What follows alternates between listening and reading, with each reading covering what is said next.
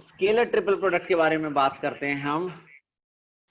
Scalar triple product ये हम कर चुके हैं क्लास में, लेकिन इस चैप्टर में इस टॉपिक की बहुत ज्यादा जरूरत पड़ेगी, इसलिए मैं इसको दोबारा से करा रहा हूं।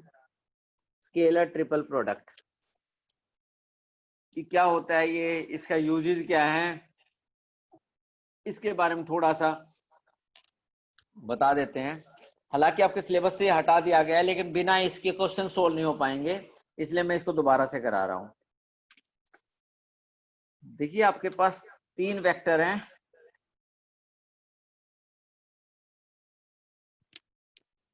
Late A B C are 3 vectors.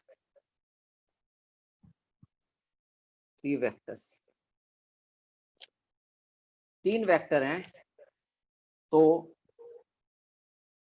A cross B dot C is nothing but scalar triple product of vectors. Scalar triple product of vectors. Scalar triple product of vectors. 3 vectors की ये इसको क्या बोलते हैं, scalar triple product. Vector triple product भी होती है, लेकिन वो आपके सिलेबस में बिल्कुल ही नहीं है। तो ये क्या है, scalar triple product of 3 vectors. ये टॉपिक मयंक ने अभी ज्वाइन किया है, मैं दोबारा बता रहा हूँ कि ये टॉपिक आपके सिलेबस से हटा दिया गया है, लेकिन 3D में जो क्वेश्चंस हैं उनको सोल्व करने के लिए ये आना चाहिए आपको, अदरवाइज आप क्वेश्चन सोल्व नहीं कर पाओगे। इसलिए मैं इसको दोबारा से करा रहा हूँ। स्केलर ट्रिपल प्रोडक्ट 3 वेक्टर्स हैं, vector A, vector B, vector C. तो A cross B dot C is nothing but scalar triple product of vectors. अब देखते हैं इसको फटाफट, इसकी वैल्यू कैसे निकालते हैं। एक बार मैं फटाफट इसको करके दिखाता हूं आपको, क्लास में भी कराया था मैंने। मान लेते हैं ए वेक्टर है a1i b1j sorry a2j plus a3k, and b vector is b1i b2j b3k, and c vector is c1i c2j c3k। ये 3 वेक्टर है, ठीक है। तो सबसे पहले क्या निकालते हैं, ए क्रॉस बी, ठीक है। ए क्रॉस बी निकालते हैं। A cross B is nothing but I J K a1 a2 a3 b1 b2 b3। आप इसको सोल्व कीजिए, देखिए ये आ जाएगा आई पहले a2 b3 minus a3 b2 into आई, कुछ माइनस लेते हैं कुछ जे लेते हैं, माइनस ले जे लो या प्लस जे, एक ही आंसर आएगा। a3 b1 minus a1 b3 plus k times of a1 b2 minus a2 b1, ठीक है। ये आप सोल्व करना, ये आपको आ जाएगा, ठीक है। निशा बताइए बेटा, आता है आपको ये करना? निशान मैडम अनम्यूट कर दीजिए। निशा यस सर। आता है बेटा निकालना? Yes sir. ठीक है, क्योंकि काफी दिन हो गए आप लोग भूल चुके होंगे अब तक, लेकिन फिर भी ये तो आना चाहिए, बहुत ही बेसिक है। ये निकाल लिया। इसके बाद नेक्स्ट चीज क्या है, A cross B dot C. A cross B dot सी, तो A cross B dot C, in A cross B की वैल्यू ये है, सी से उसको डॉट प्रोडक्ट करना है। तो मैं क्या करता हूं, a2 b3 minus a3 b2 I plus a3 b1 a1 b3 j plus a1 b2 minus a2 b1 k। इसकी डॉट प्रोडक्ट निकालनी है किसके साथ, c1i c2j और c3k। कैसे निकलेगी, x कंपोनेंट को i कंपोनेंट को i के साथ, j कंपोनेंट j के साथ और k कंपोनेंट k के साथ। तो देखिए c1 into a2 b3 minus a3 b2 plus c2 into A3B1 minus A1B3 plus C3 into A1B2 minus A2B1। तो देखिए क्या आ गया, C1 into A2B3 minus A3B2 plus C2 into A3B1 minus A1B3 plus C3 into A1B2 minus A2B1। अब ये जो result आ गया इसको मैं डिटरमिनेंट फॉर्म में एक्सप्रेस करता हूं, तो अगले पेज पे लिख देता हूं मैं ताकि कोई दिक्कत ना हो। देखिए ये आ गया था मेरा A cross B dot C, तो ये आया था C1 into A2B3 minus A3B2 C2 into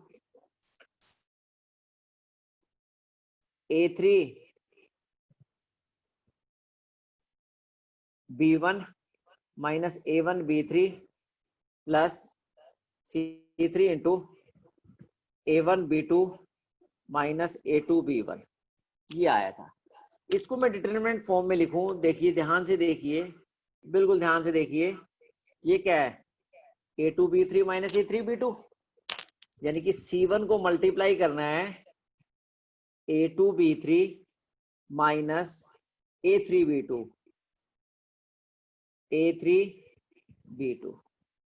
C1 into A2B3 minus A3B2, ऐसे ही करते हैं डिटरमिनेंट फॉर्म में।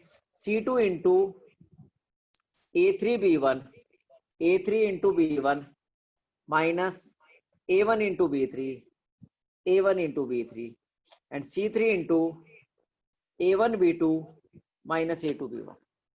ठीक है, अब देखिए डिटरमिनेंट फॉर्म में लिख दिया, आप इसको सोल्व करना।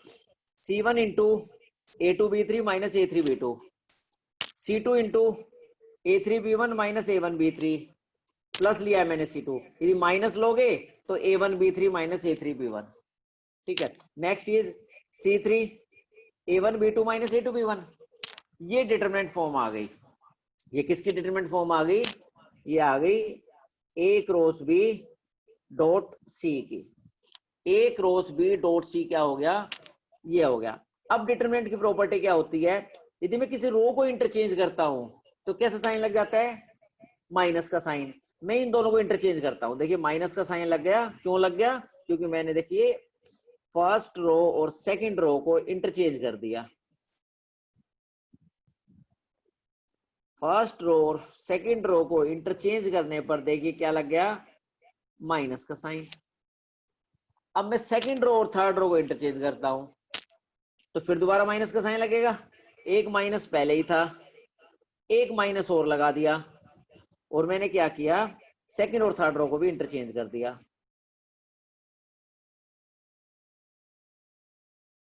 सेकंड रो और थर्ड रो को इंटरचेंज कर दिया, और ये माइनस माइनस क्या आ गया, प्लस। तो अल्टीमेटली क्या मेरा क्या बन गया, A1 A2 A3 B1 B2 B3 C1 C2 C3 इसके बराबर आ गया A cross B dot C। यानी स्केलर ट्रिपल प्रोडक्ट क्या है, आपसे पूछा जाए scalar triple product of A B C, इसका मतलब बेसिकली आपको क्या करना है, आपको A वेक्टर के कंपोनेंट्स, B के कंपोनेंट्स और C के कंपोनेंट्स लिख देने हैं और वो आंसर आ जाएगा आपका।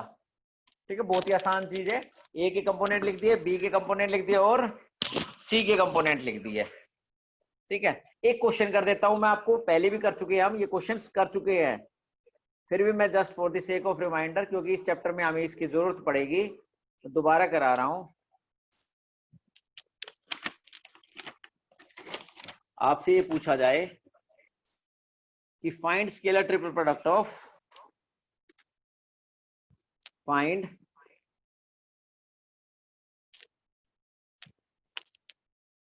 A cross B dot C, ये पूछ लेते हैं कई बार, A cross B dot C, A cross B dot C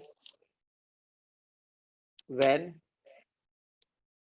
A is equal to 2i plus j plus 3k and B is equal to minus I plus 2j plus k and C is equal to 3i plus J plus 2k, ये पूछा जाए तो आपको क्या करना है, a cross b dot c, आपको simply a के कंपोनेंट सबसे पहले 2 1 3, b के कंपोनेंट उसके बाद और c के कंपोनेंट उसके बाद, इसको सोल्व कर लीजिए। ये आपका क्या आ जाएगा, a cross b dot c। कैसे सोल्व करते हैं, डिटरमिनेंट को नॉर्मली कैसे सोल्व करते हैं, 2 इंटू 2 4 माइनस 1, जिसमें प्लस से सोल्व करता हूं normally, 1 into 3 3 minus 1 into 2 is -2 plus 3 -1 into this is -1, 2 into 3 is 6। ठीक है, इस तरीके से आपने इसको सोल्व कर लिया। क्या आया ये, 2 into 3 6, 5 into this 5, 7 minus 21 is -10। तो a cross b dot c की वैल्यू कितनी आ गई, -10। ये सिंपल सी बात है, आपको दोबारा बता रहा हूं, a cross b dot c की वैल्यू a के कंपोनेंट, b के कंपोनेंट और c के कंपोनेंट। पहली चीज ये होगी। अगली चीज नोट कीजिए, अगली चीज ये है कि आपसे ये पूछा जाए, ये चीज दी हुई है a cross b dot c, ये आपने क्या निकाला था, this is nothing but a1 a2 a3 b1 b2 b3 c1 c2 c3।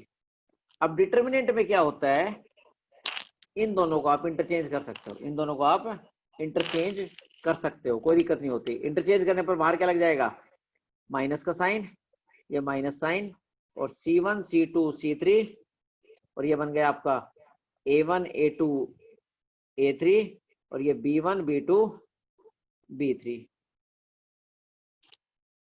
अब इन दोनों को इंटरचेंज कर देते हैं। इन दोनों को इंटरचेंज करने पर देखिए क्या बन गया, एक माइनस साइन और लगा दिया, c1 c2 c3, ये a1 a2 a3, और ये b1 b2 b3, minus minus क्या हो गया प्लस, और ये अल्टीमेटली क्या बन गया, c1 c2 c3, a1 a2 a3, और b1 b2 b3। ये जो चीज है ये क्या है, देखिए a के कंपोनेंट, b के कंपोनेंट और c के कंपोनेंट थे, तो क्या बन गया था, a cross b dot c. अब किसके कंपोनेंट है, c के, फिर a के, फिर b के, यानी ये क्या है, c cross a dot b। ये क्या है, c cross a dot b। यानी मैंने क्या ऑब्जर्व किया, मैंने ऑब्जर्व किया a cross b dot c किसके बराबर आ गया, c cross a dot b। ठीक है, c cross a dot b। अब a क्रॉस b आ गया, b क्रॉस c का और देख लेते हैं दोबारा से क्या आता है।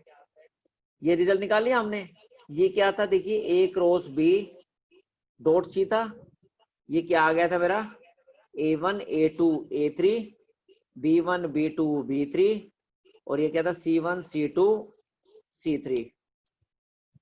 इन दोनों को इंटरचेंज करता हूं, बाहर माइनस का साइन, इंटरचेंज करने पर b1 b2 b3 a1 a2 a3 c1 c2 c3।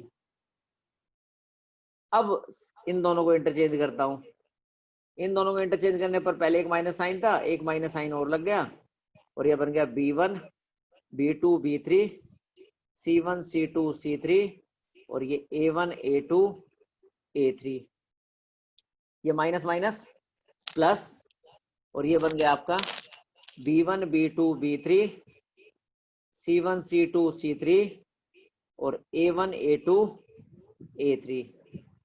ये अल्टीमेटली देखिए पहले किसके कंपोनेंट है, b के, फिर किसके हैं, c के, फिर किसके हैं, a के, तो ये बन गया b cross c dot a। ठीक है, तो मेरा क्या आ गया, a cross b dot c किसके बराबर आ गया, b cross c dot a, और a cross b dot c किसके बराबर था, c cross a dot b, यानी अल्टीमेटली ये किसके बराबर आ गया, सी क्रॉस ए डॉट बी, यानी मैंने क्या निकाल लिया,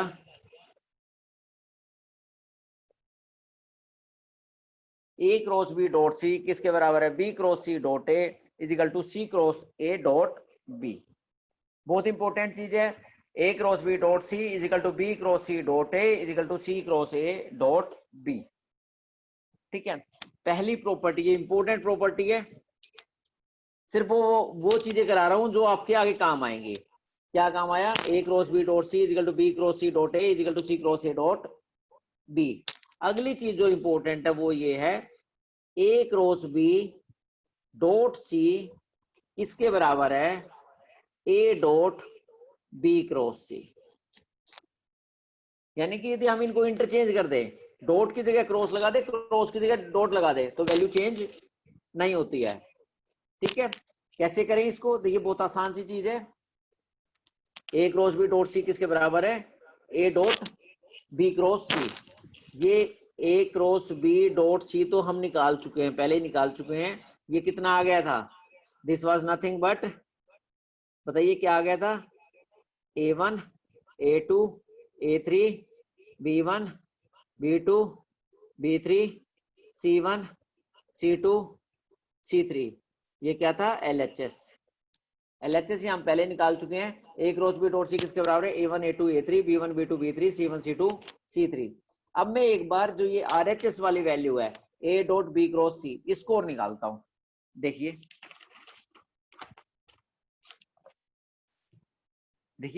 इस वैल्यू को निकालते हैं एक बार, ए डॉट बी क्रॉस सी को निकालते हैं। ठीक है, इसको फाइंड आउट करते हैं।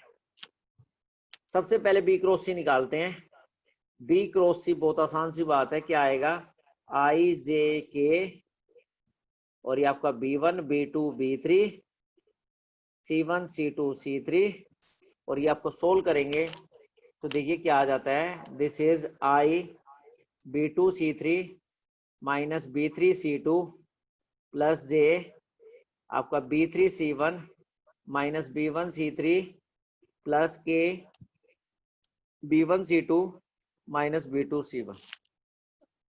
तो बी क्रॉस सी आ गया।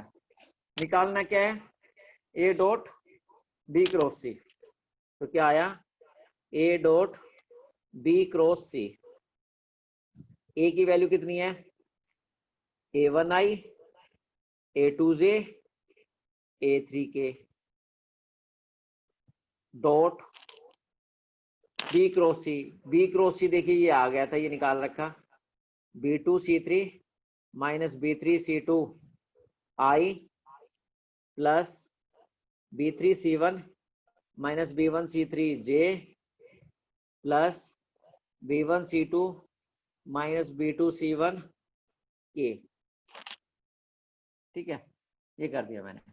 अब डॉट प्रोडक्ट कैसे करते हैं, आई कंपोनेंट आई के साथ, जे जे के साथ, के के साथ।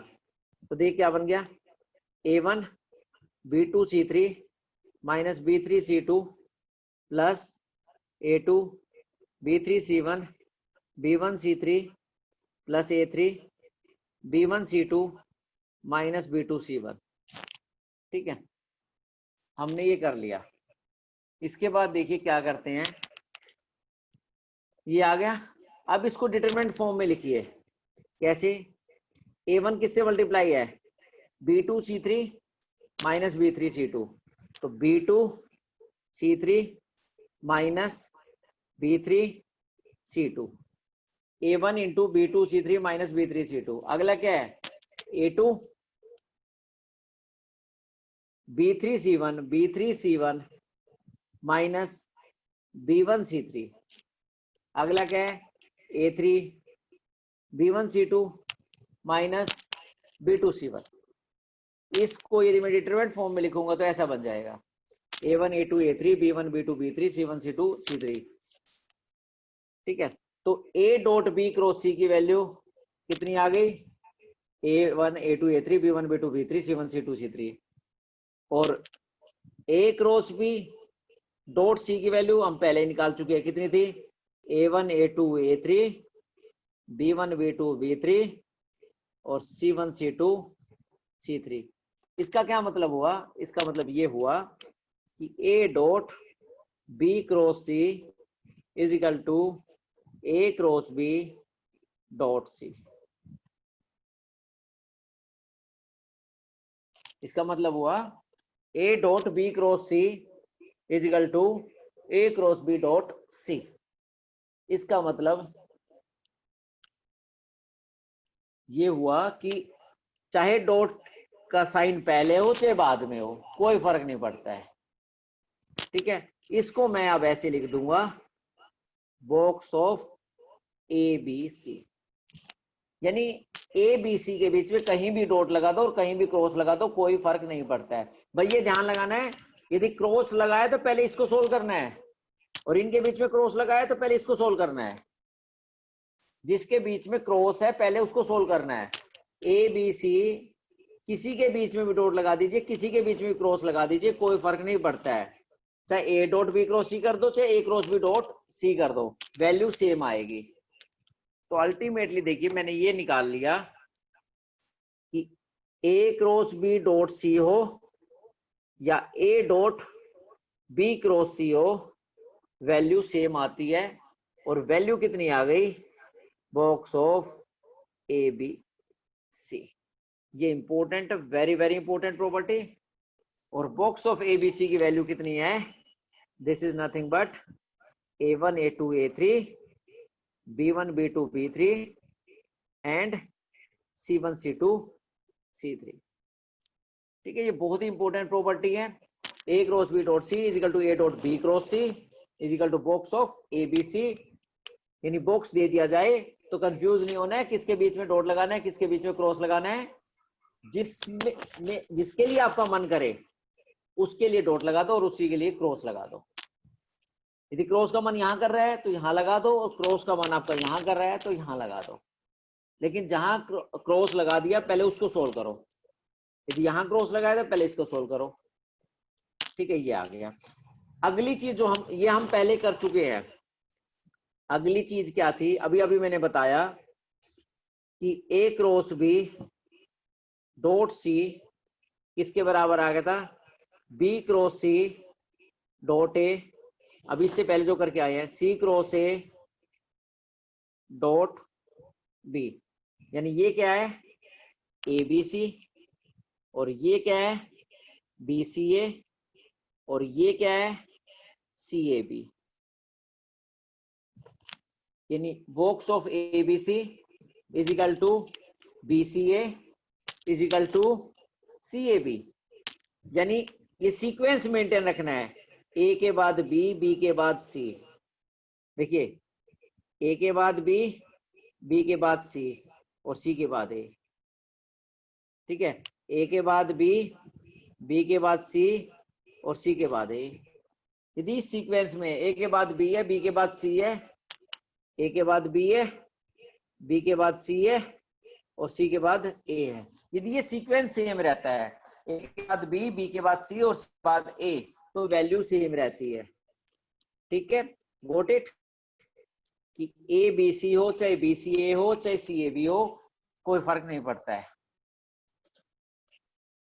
मयंक बताइए बेटा, समझ में आए ये, हैंड रेज कीजिए। मयंक, मयंक तंवर,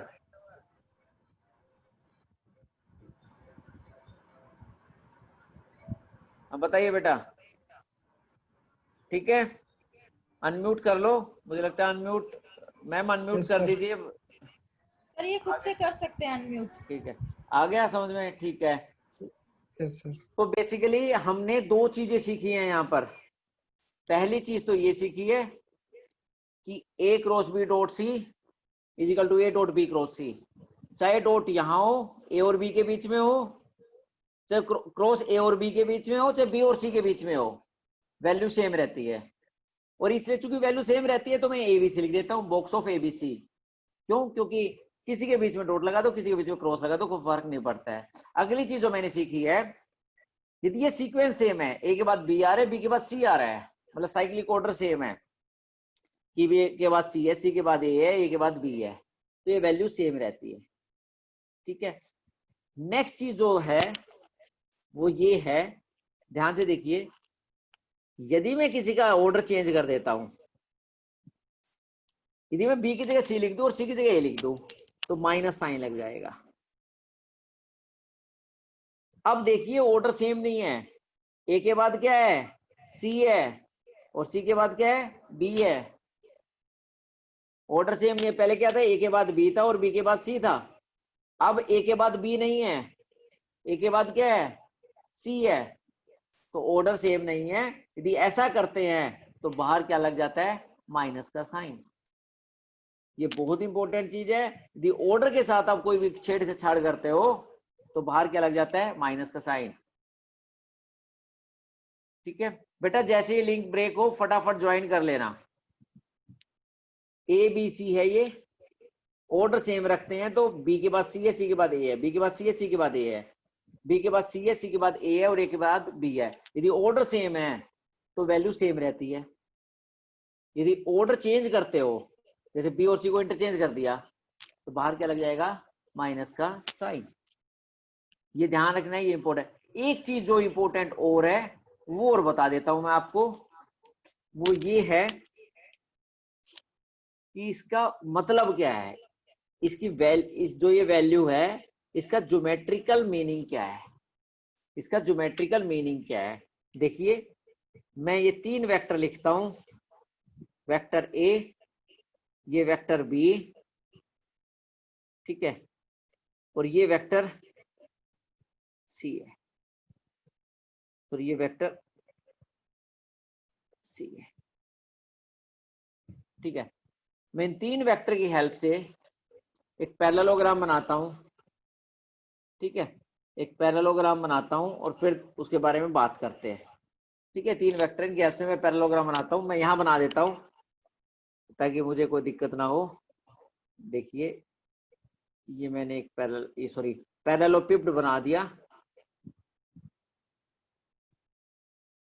ये मैंने एक पैरेललोपिप्ड बना दिया। ठीक है, ये मैंने एक पैरेललोपिप्ड बना दिया। ये vector A,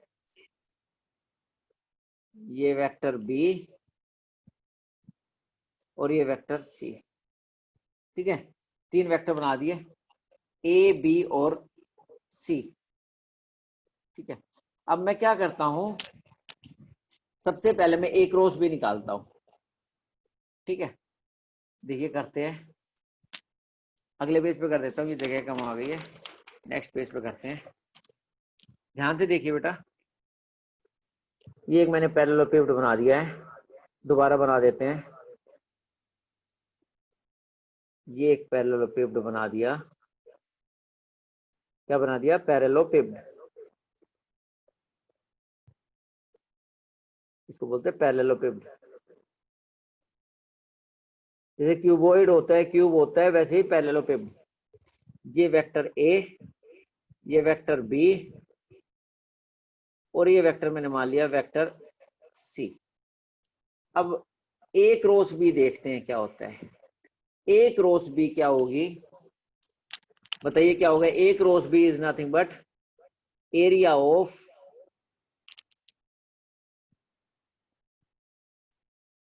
parallelogram ABCD। ABCD parallelogram का एरिया क्या हो गया, A cross B, vector area, this is vector area of. ठीक है, यानी वेक्टर एरिया का मतलब है इस वेक्टर का मैग्नीट्यूड लोगे तो इसकी वैल्यू आ जाएगी। वेक्टर एरिया का मतलब है इस वेक्टर का, ए क्रॉस बी तो क्या एक वेक्टर है, इस वेक्टर का यदि आप मैग्नीट्यूड लोगे तो वो किसके बराबर आ जाएगा, इस पैरेललोग्राम के एरिया के बराबर। ए क्रॉस बी वेक्टर कहाँ होगा, ए क्रॉस बी वेक्टर एक वेक्टर होगा जो कि इस ABCD से क्या होगा, परपेंडिकुलर होगा। ABCD से क्या होगा, परपेंडिकुलर होगा। मान लेते हैं ये वेक्टर आ गया, ये वेक्टर कौन सा है, A cross B, A cross B. ये जो वेक्टर है ए क्रॉस बी, ये जरूर नहीं है यहाँ से जाए, कहीं से भी जा सकता है, ये तो मैंने रैंडमली ड्रॉ कर दिया आपको सामने। अब क्या करते हैं, ये वेक्टर क्या हो गया, ए क्रॉस बी हो गया। अब देखिए अब क्या करते हैं, अब मुझे निकालना है A cross B dot C. A cross B dot C किसको रिप्रेजेंट करता है? A cross B into C किसको रिप्रेजेंट करता है?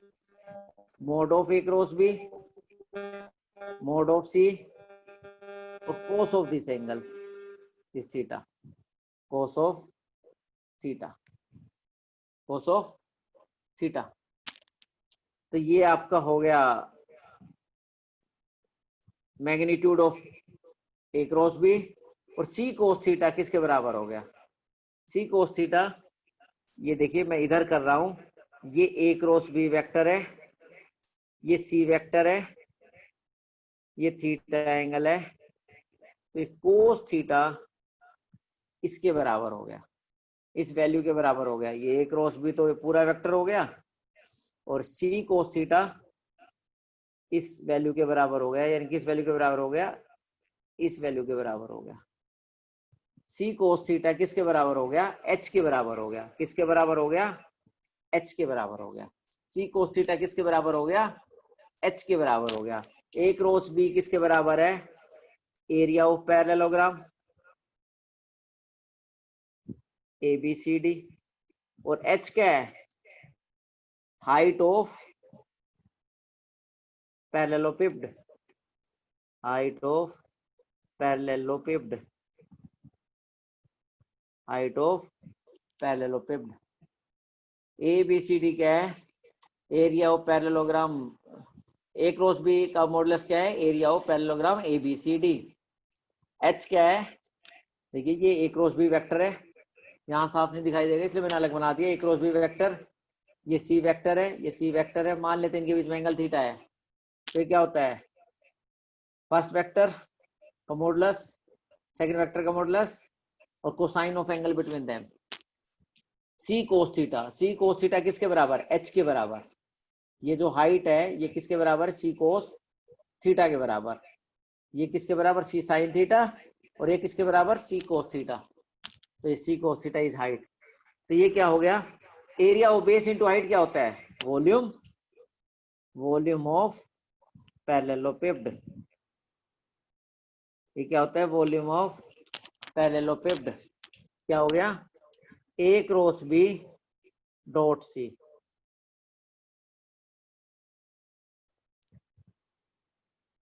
A cross B dot C क्या है? Volume of parallelepiped. ठीक है, A cross B dot C is volume of parallelepiped. ये ध्यान रखना आपको, यानी A cross B dot C किसको बताता है? Volume of parallelepiped. अब यदि इफ ए, ये वाली चीज बहुत इंपॉर्टेंट है, ये इस चीज को बताने के लिए मैंने सब कुछ बताया है, यही यूज होगी आगे, वेरी वेरी इंपॉर्टेंट।